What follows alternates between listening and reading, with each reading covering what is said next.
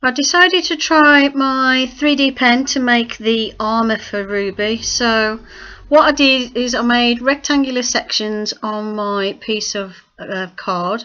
This is actually on the back of a sketchbook. Works better if you do it on like a glass or plastic, but it peeled off alright on the cardboard.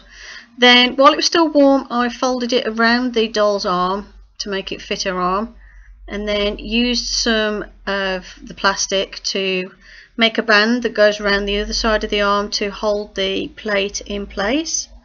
And that's basically how I did all her armour for her arms and her legs.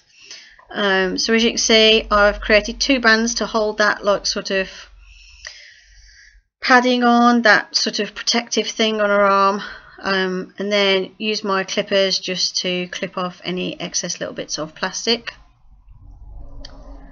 When I did her hair, by the way, what I did is I just removed the pink plugs because she had pink and brown hair, and then took a piece from the top of her head and wrapped it around either side of her head and fastened it at the back to hide where the plugs are missing from that sort of hairline area.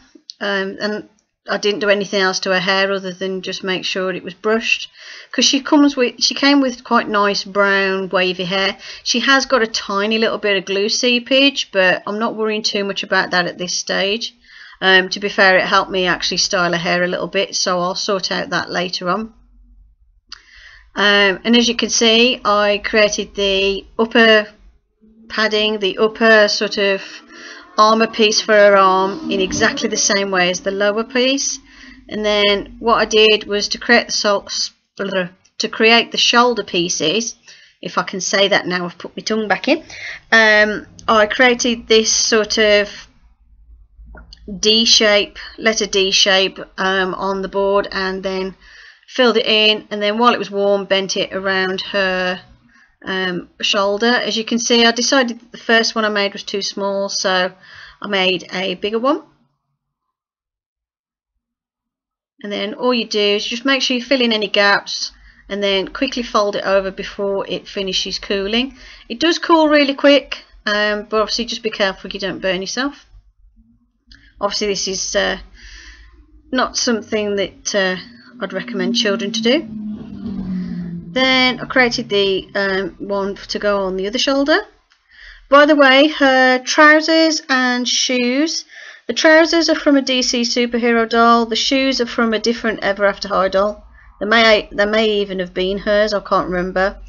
The top is just the neck of a balloon that I cut up. I've seen some people do tutorials lately on how to make doll clothes using balloons. So I just made like a little rubber band section to go around her chest area. This I knew was going to be mostly under the armour anyway, so it's really just something just as like a base. It helps the plastic to stick because the body's really shiny and the plastic just slides off, so it did help to get the filament to stick in place properly. And then all I did was place those two shoulder pieces onto the doll and then join them together with some more of the plastic. And then all I did then was, for the rest of it, was draw her armour onto her chest and onto her back. Just making it into the shape that I wanted and just going over it a few times to make sure I filled in any gaps. Just like so. And then obviously because I joined it to that shoulder piece, that keeps that shoulder piece in place. The only way I'll get that off now is if I actually split it, like if I cut it off. But that's fine because I wanted to make sure it stayed on the doll anyway. So what I did is I basically did the main sort of plates of the armour first of all, and then I worried about the detail later. So I just went under her chest at the minute and around her belly, but I do go over the chest and everything later on, and join the back and the front together by creating these side pieces. I know that the 3D pen, you can't get like a smooth finish to it, so I may do her armour in a different material at some point, but for now this is what I've chose to use. And I'm going to see if I can find a way of sort of smoothing it down a bit more, but if not, it doesn't matter. But I quite like the effect. It kind of looks like the armour's battered, like she's been in lots of battles.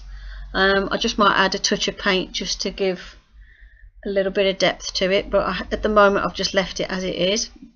So I do kind of like the texture of it.